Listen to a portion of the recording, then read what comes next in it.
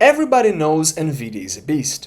I mean, insane margins, a unique product that nobody else can match, and demand only going up, right?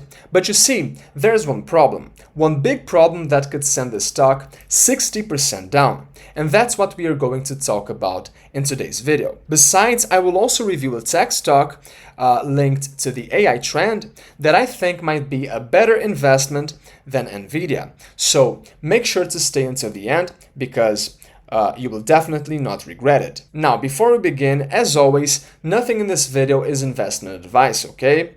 So, Nvidia. You see, it's hard to say anything bad about Nvidia because Nvidia is indeed a fantastic company. Nvidia is amazing and no one doubts that. And that's exactly the problem because since Nvidia is so obviously a great company, everybody has already bought a piece of it. Everyone has already jumped into the stock. And whenever a lot of people want something that is limited, like Nvidia shares, its price inevitably goes up.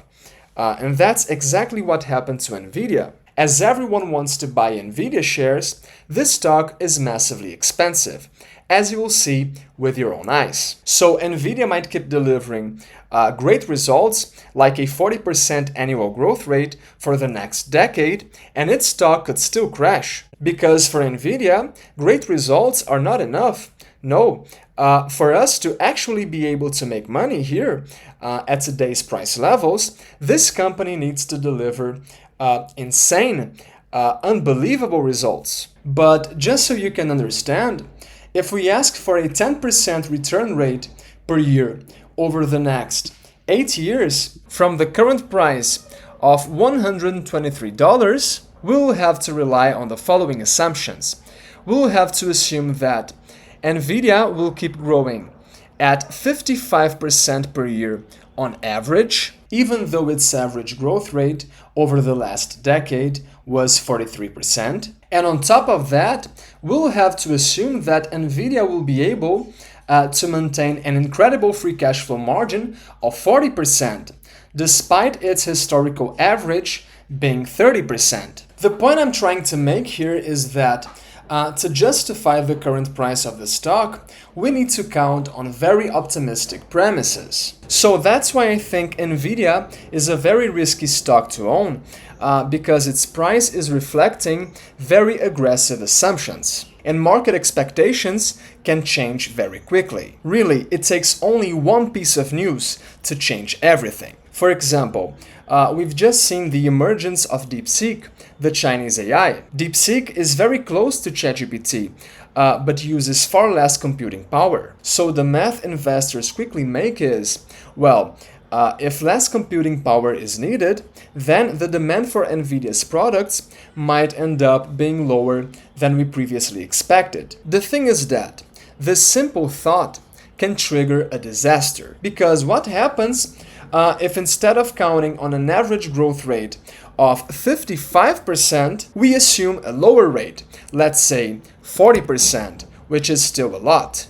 That alone would drop Nvidia's stock price by 50%, down to around $60. So Nvidia's stock would reach this price level here, $60. And that's how sensitive Nvidia's stock price is to changes in growth expectations. And here we are still counting on a 40% free cash flow margin, which is extremely optimistic. But what if expectations drop to 30%?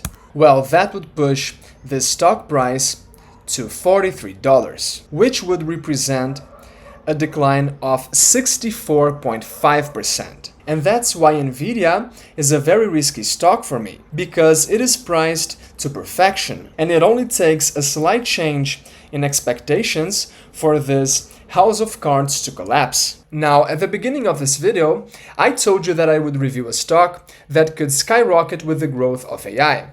In fact, I'm invested in it myself. But while I get ready to do my part and tell you what stock this is, you can do your part by leaving a like in this video and subscribing to this channel. Thanks. But the stock I'm invested in is called Reclaim, and it trades in Canada under the ticker MyID and in the US under MyIDF. Reclaim is actually a microcap with a market cap of only around 10 million US dollars. And what does this company do?